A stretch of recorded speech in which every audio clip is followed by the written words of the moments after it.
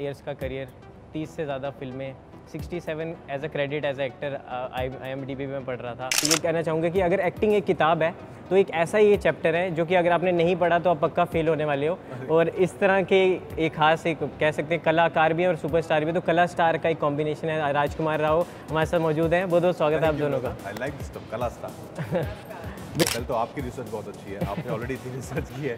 Aamir sir and Udit sir were also very happy because हमने कुछ छेड़खानी नहीं करी उनके म्यूजिक के साथ एंड बहुत ब्लेसिंग्स के साथ उन्होंने हमें सपोर्ट किया। जब था तो एक्सप्रेस वगैरह नहीं था, तो गुड़गांव जब मैं रहता था प्रेम नगर में, वहाँ से मंडी हाउस का सफर जो है कुछ ऑलमोस्ट 36 किलोमीटर 35-36 किलोमीटर है, फिर वहाँ से आना और वापस जाना। लास्ट में मैं यही कहना चाहूँगा कि जो नेशनल अवार्ड के लिए जगह आपने बना ली है अपनी अलमारी में उसमें, और आपने बोला है सक्सेस पार्टी मैं दूंगा, तो मेरे को बुलाओगे ना आप? डन, कैमरे पे बोल रहे हो? डन, बुलाऊंगा मैं। नोट कर लेना। तुम ऐसे ही अच्छा जर्नलिज्म करते रहो कि बहुत अच्छा लगता है जब एक जर्नलिस्ट जो है ना वो पढ़ के आता है। बहुत अच्छा लगता है कि रिसर्च करेक्ट रिसर्च करके आते हैं कि पहले के इंटरव्यू थोड़ा देख लिए, फिल्म के बारे में पढ़ लिया, तो फिर बात करने में मजा आता है कि बिकॉज सवालों का कुछ कॉन्टेक्स्ट होता है। तो प्लीज ऐसे ही हमेशा लगे रहना और ऐसे ही काम करना। बिल्कुल। नमस्कार दोस्तों, आप देख रहे हैं इंडिया न्यूज़ और न्यूज़ एक्स। मैं हूं आपके साथ अंकित चंदेल, और आज मेरे साथ इंटरव्यू पे बात करने के लिए दो खास मेहमान मौजूद हैं। पहले जो है उनके लिए मैं कहना चाहूँगा कि ये जो है मैजिशियन है जो कि कैमरा के पीछे से पूरी कहानी को बदल देते हैं, एक क्राफ्ट को मास्टरपीस कन्वर्ट कर देते हैं, और काफ़ी ज़्यादा टैलेंटेड और beautiful lady Nidhi ma'am with us. और दूसरे हमारे जो सेलिब्रिटी हैं, मतलब सेलिब्रिटी के अपना भाई मैं मानता हूँ उनको, बड़ा भाई, क्योंकि उनकी फिल्में हम काफ़ी ज़्यादा मैंने देखी है, काफ़ी ज़्यादा उनको एक बड़े भाई की तरह प्यार किया। और ये कहना चाहूँगा कि अगर एक्टिंग एक किताब है तो एक ऐसा ही ये चैप्टर है जो कि अगर आपने नहीं पढ़ा तो आप पक्का फेल होने वाले हो। और इस तरह के एक खास एक कह सकते हैं कलाकार भी है और सुपरस्टार भी, तो कला स्टार का एक कॉम्बिनेशन है। राजकुमार राव हमारे साथ मौजूद हैं, बहुत बहुत स्वागत है आप दोनों का। आई लाइक दिस टर्म, कला स्टार। बिल्कुल। तो सबसे पहले श्रीकांत, मैंने ट्रेलर देखा मैम, सर बहुत ही बेहतरीन, और मैं तो ये हमेशा मतलब ट्रेलर देखने के बाद ही और था कब फिल्म आए, तो 10 मई को फिल्म आ रही है और ह्यूमंगस रिस्पांस मिल रहा है। तो पहले दोनों से सवाल है, किस कमेंट्स आप देख रहे होंगे किस तरह कह रहे हैं, तो उस रिस्पांस को लेके any butterflies in the stomach कैसा फील हो रहा है? बहुत अच्छा लग रहा है। आई थिंक इसीलिए फिल्म बनाते हैं, इसलिए मेहनत करते हैं कि लोगों का प्यार मिले, और जब फिल्म बाहर आने को है, ऑलरेडी स्क्रीनिंग शुरू हो गई है, तो इस तरह का प्यार पहले ट्रेलर को मिला था, उससे बहुत ज़्यादा खुशी थी, और अब फिल्म को भी उतना ही प्यार मिल रहा है, तो खुशी बढ़ गई है। क्योंकि इंपॉर्टेंट है, बहुत इंपॉर्टेंट है कि ऐसी फिल्म लोग आएँ, देखें, जो एक अच्छी कहानी के बारे में है, एक रियल लाइफ से इंस्पायर्ड है, क्योंकि तभी ऐसी हम और फिल्में बनाएंगे जो आपको इंस्पायर करेगी, जो आपको एंटरटेन करेगी। बहुत इंपॉर्टेंट है। बिल्कुल। सर आपसे मेरा पहला सवाल ये है कि जिस तरह से पहले जब आपके पास ये रोल ऑफर हुआ, फिल्म ऑफर हुई, आप थोड़ा सा डरे हुए थे, थोड़ा सा नर्वस थे, क्योंकि आपने इससे पहले इस तरह का कोई रोल ट्राई नहीं किया, और एक नेत्रहीन पर्सन का आपको एक रोल प्ले करना था, तो आपने इसकी बड़े चैलेंजेस भी आपको फेस करने पड़े। आप ब्लाइंड स्कूल जाते थे, वहाँ पे घंटों रिहर्सल करते थे, रिकॉर्ड करके घर पे आगे चेक करते थे, क्योंकि हमारा एक टैबू बन चुका है कि अगर एक विजुअली इम्पेयर्ड पर्सन होगा तो वो इस तरह का ऐसे करेगा, तो एक तरह का माइंडसेट बन चुका था। लेकिन आपने बोला कि मैं पूरा उसको ग्राउंड स्तर पे जाके रिसर्च करूंगा कि आखिर उसकी एक पल की एक्टिविटी जो है उस पर रिसर्च वर्क बड़ा अच्छा किया आपने। तो किस तरह क्या चैलेंजेस थे? आई बॉल आप लेंस लगाया था लेफ्ट आई में, तो क्या चैलेंजेस थे? पहले तो आपकी रिसर्च बहुत अच्छी है, आपने ऑलरेडी इतनी रिसर्च की है, but thank you so much. But हाँ, वो यही था कि मतलब जैसे आपने कहा कि वो कंडीशन माइंड है हमारा, जिस तरह का हम देखते आए हैं पहले भी, या जो आम जिंदगी में जब कभी डमशर आर्ट्स भी खेलते हैं, वो डमशर आर्ट्स वाली बड़ी एक्टिंग होती है कि जब आपको कुछ बोलना है कि विजुअली इम्पेयर्ड किरदार है क्या, तो आप कुछ ऐसा कर देते हो। वैसा मुझे दिखा नहीं। जब मैंने मिलना शुरू किया रियल लाइफ में विजुअली इम्पेयर्ड लोगों से, ब्लाइंड स्कूल जाना शुरू किया, तो मैंने देखा कि एक्चुअली ऐसा कोई कर नहीं रहा है। शायद 50 से 100 में से कुछ लोग हैं जो ऐसा कर रहे हैं, बाकी सबकी एक कॉन्स्टेंट मूवमेंट है, आई बॉल्स की, फेशियल एक्सप्रेशन, फेशियल मसल की मूवमेंट है। और फिर मैं श्रीकांत को मिला तो मैंने देखा वो भी ऐसा ही कर रहे हैं। मुझे कहा ये कुछ नया है, ऐसा हमने कुछ देखा नहीं है अभी तक, कि जब भी एक बात आती है विजुअली चैलेंज कैरेक्टर की, तो ये कुछ नया होगा मेरे लिए दिखाने को, करने को, एक्सप्लोर करने को, तो इसलिए मैंने वो रास्ता चुना। बिल्कुल।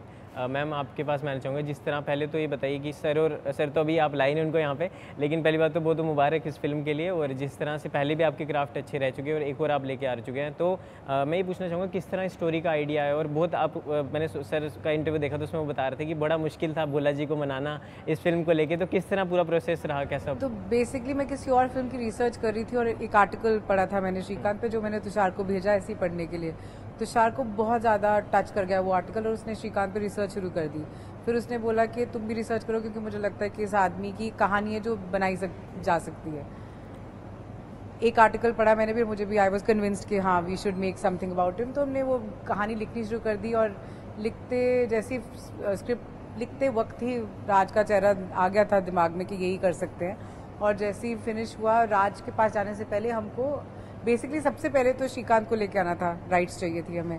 राइट्स उन्होंने किसी और को दी हुई थी, तो तुषार को पहले वो मिलने से मना कर रहे थे। तो एक रवि मंथा हैं उनके जो मेंटोर हैं, जो शरद केलकर ने उनका पार्ट निभाया है फिल्म में। रवि मंथा ने बहुत मदद की हमारी श्रीकांत से मिलने के लिए, क्योंकि श्रीकांत मिलने से मना कर रहे थे। फिर रवि मंथा के थ्रू हम तुषार श्रीकांत को जाके मिले हैदराबाद में, और कैसे भी करके तो उनको मनाया कि मैं राइट्स लेके आता हूँ जिनको दी उनसे।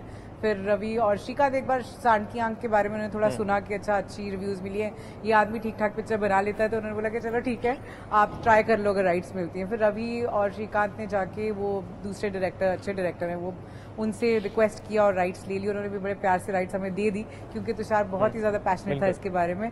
तो हाँ, तुषार ने पीछे पढ़ के पहले राइट्स ले ली, फिर उसने पीछे पढ़ के राज की डेट्स ले ली। नहीं बिल्कुल, और थोड़ा समय लगा, लेकिन कहते हैं ना कि जो समय बाद आता है वो दूर तक चलता है, तो देर आए दुरुस्त आए।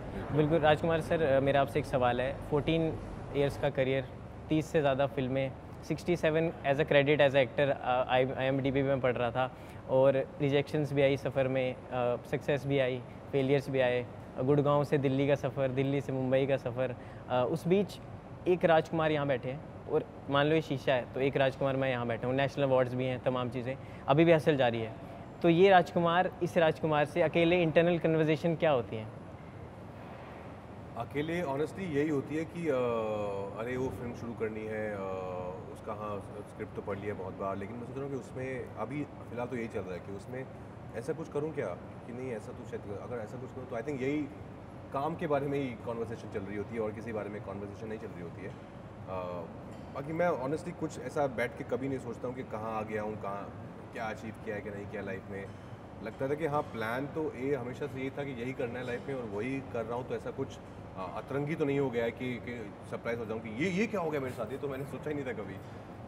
एक्टिंग करने आया था फिल्म में, और एक्टिंग ही कर रहा हूँ, और जितना पैशन तब था शुरुआत में उतना ही आज है, बल्कि और बढ़ रहा है, बिकॉज और सिनेमा देख रहा हूँ और अच्छा काम देख रहा हूँ लोगों का होते हुए, तो इंस्पिरेशन मिलती है उसको देख के भी कि इतना अच्छा काम हो रहा है बाहर भी, यहाँ भी, कि चलो और बकल अप, और अच्छा करना है अभी। नहीं, और आप ऐसे करते रहिए, हम आपको ऐसे प्यार करते रहेंगे, और आप ऐसे लेके आते रहिए, और ऐसे और फिल्में, ऐसे और अच्छे अच्छे एक्टर्स। मैम, आप दोनों से अगला एक सवाल है। 36 साल बाद एक गाना इसमें आया, पापा कहते हैं बड़ा नाम करेगा। नाम तो कर ही रहे हैं, आप भी कर रहे हो, मैं भी थोड़ा बहुत कर ही रहा हूँ। तो 36 साल बाद उस गाने को रीमेक करना, रीफर्बिश किया आपने उस गाने को, तो कितना आसान था, कितना मुश्किल था? आमिर सर भी आए थे सॉन्ग लॉन्च पे, तारीफ भी हुई, मुंडे दी, तो किस तरह का था सफरनामा? पापा कहते हैं एक्चुअली जब तुषार प्रोमो काट रहा था तो उसने मुझे बोला था कि कोई ऐसा गाना सोच के बताओ जो हमारी फिल्म को इनकैप्सुलेट कर ले, इमोशंस हाईलाइट कर दे। तो मेरे दिमाग में उसी वक्त पापा, हमारी जनरेशन के लिए तो बहुत ही आइकॉनिक गाना था, तो मेरे दिमाग में सीधा वही आया था। और तुषार ने उसको बहुत अच्छी तरह से फिल्म में जब आप देखेंगे आपको पता चलेगा।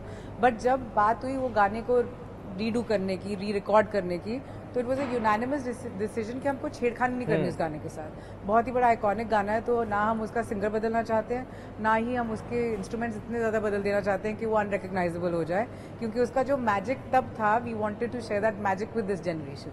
तो द आइडिया वाज सिंपल, जो है उसको बस थोड़ा सा अपडेट करके प्रेजेंटेड नाउ, एंड वही हमने किया। And I think that's why Aamir sir and Udit sir were also very happy, because हमने कुछ छेड़खानी नहीं करी उनके म्यूजिक के साथ, एंड बहुत ब्लेसिंग्स के साथ उन्होंने हमें सपोर्ट किया। नहीं, और वो देखने में भी अभी भी बहुत अच्छा लग रहा है। अब ऐसा पूरी वाइब्स ताज़ा होगी। और वाइब्स की बात करें तो 70 किलोमीटर का वो सफ़र साइकिल से गुड़गांव से दिल्ली आना, उसमें अपने उसमें आप अपने वॉक बैंक में उसको कान में सुनते हुए आते थे, तो दोबारा यादें ताज़ा हुई? बिल्कुल, आई थिंक ये गाना कभी मेरी ज़िंदगी से गया ही नहीं।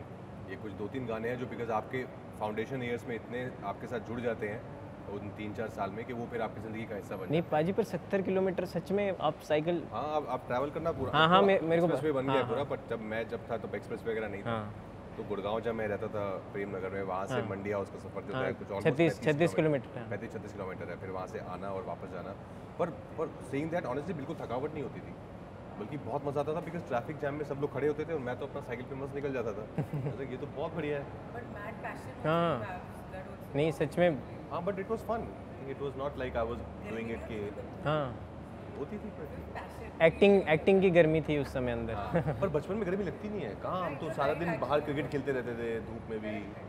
बिल्कुल भाई, अगला बात करें तो जो भी आप कैरेक्टर को करते हैं उसमें आप जान डाल देते हैं। और मेथड एक्टिंग की इरफान साहब के बाद अगर कोई एग्जांपल है तो मैं आपको बोलना चाहूँगा, बहुत ही कमाल। चाहे वो न्यूटन का कैरेक्टर हो, चाहे वो शाहिद हो, चाहे वो आलोक का कैरेक्टर हो, और मतलब कोई भी कैरेक्टर जो आप करते हैं, अभी पाना टीपू का पीछे, तो ऐसे लगता है कि रियल, ये सच में कोई रियल कैरेक्टर है, रियल कोई बंदा है, मतलब अपना कोई मिडिल क्लास या वैसा कोई बंदा सच में ये वहाँ कर रहा है। तो किस तरह का, कैसे, मतलब कहते हैं ना कि इस कैरेक्टर में अगर हम चले गए तो मुझे निकलने में इतना समय लगता है। अभी ये कैरेक्टर आपको जो करना था, इसमें जो भोला जी का कैरेक्टर 100% नेत्रहीन वो जो है पर्सनैलिटी है, तो उसको 100% ही आपको दिखाना था। और आपने कहा कि खाना में जब खाता था तो मैं ये सोचता था, यहाँ से वहाँ भी जाता था, कि मुझे सच में कुछ नहीं दिख रहा। तो कितना मुश्किल होता है आपके लिए उस किरदार के अंदर जाना और उससे बाहर निकलना दोबारा?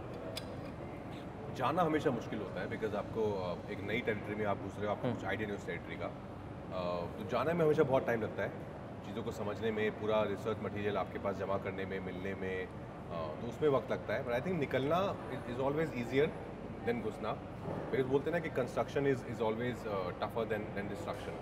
तो आपने बिल्डिंग बनाने में साल लग जाते हैं, पर तोड़ने में तो आप उसको एक दिन में तोड़ सकते हैं। तो निकलना थोड़ा फिर भी आसान होता है कि आप उस माहौल से निकल गए, वो जो आप एक चीज़ें कर रहे थे डेली ज़िंदगी में, वो आपने रोक दी हैं, आपका ध्यान कहीं और चला गया, आप ट्रैवल करने छुट्टी में चले गए हैं कहीं, तो चीज़ें बदल गई हैं, मनोस्थिति बदल गई है, वो फिजिकल चीज़ें नहीं हैं आसपास, तो वो थोड़ा इजी होता है, पर जाने में इट ऑलवेज टेक्स टाइम। बिल्कुल। एक लास्ट दो सवाल आपसे, ज़्यादा समय नहीं लूँगा आपका। मीम्स पेज पे आप बड़ा पॉपुलर हो, आपको पता है?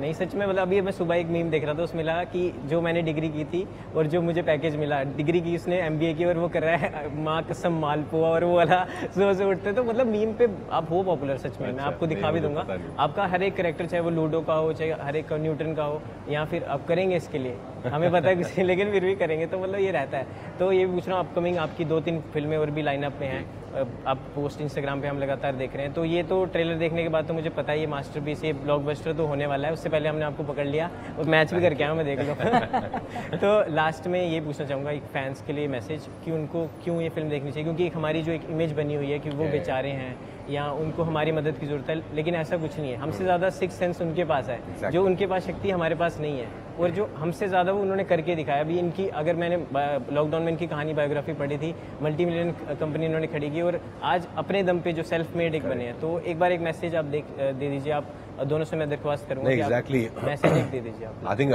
10 मई को आ रही है हमारी फिल्म श्रीकांत, और एक रियल लाइफ इंस्पायर्ड कहानी है, श्रीकांत बोला की जिंदगी पर आधारित है, और किस तरह से बावजूद इसके कि वो विजुअली इम्पेयर्ड थे, उन्होंने इतना कुछ अचीव किया लाइफ में। तो बहुत ही ज्यादा इंस्पायरिंग कहानी है। मैं खुद बहुत इंस्पायर हो गया था इसको, इनके बारे में जानकर, और हम सबको यही लगा रहता है कि आसपास अपने इंस्पिरेशन ढूंढें हम, एक फिल्म जो हमें एंटरटेन भी करे, एक फिल्म जो हमें थोड़ा कुछ सिखाए भी, और कुछ दे के जाए, कि हम खुशी खुशी बाहर निकलें कि लाइफ में कुछ करना है यार। तो वो श्रीकांत है। लास्ट में मैं यही कहना चाहूँगा कि जो नेशनल अवार्ड के लिए जगह आपने बना ली है अपनी अलमारी में उसमें, और आपने बोला है सक्सेस पार्टी मैं दूंगा, तो मेरे को बुलाओगे ना? डन, कैमरे पे बोल रहे हो? डन, बुलाऊंगा मैं। नोट कर लेना। तुम ऐसे ही अच्छा जर्नलिज्म करते रहो कि बहुत अच्छा लगता है जब एक जर्नलिस्ट जो है ना वो पढ़ के आता है। बहुत अच्छा लगता है कि रिसर्च, करेक्ट रिसर्च करके आते हैं कि पहले के इंटरव्यू थोड़ा देख लिए, फिल्म के बारे में पढ़ लिया, तो फिर बात करने में मजा आता है कि बिकॉज सवालों का कुछ कॉन्टेक्स्ट होता है। तो प्लीज ऐसे ही हमेशा लगे रहना और ऐसा ही काम करना। बिल्कुल। थैंक यू सो मच आप दोनों को अपना समय देने के लिए, आपका बहुत बहुत शुक्रिया। न्यूज़ एक्स के दर्शक आपको ऐसे प्यार करते रहेंगे, और भारत के तमाम दर्शक, और मैं माता रानी से दुआ करता हूँ कि इस फिल्म को ब्लॉकबस्टर बनाओ और ऐसे आते रहें, क्योंकि बायोग्राफी तो बहुत आती है लेकिन मास्टरपीस कम बनते हैं। तो मास्टरपीस दोस्तों आने वाले, तो ये हमारे साथ थे निधि मैम और राजकुमार सर। तो इस तरह के इंटरव्यूज देखने के लिए हमारे चैनल को प्यार करते रहें। इस खासकर पेशकश में दोस्तों इतना ही, धन्यवाद।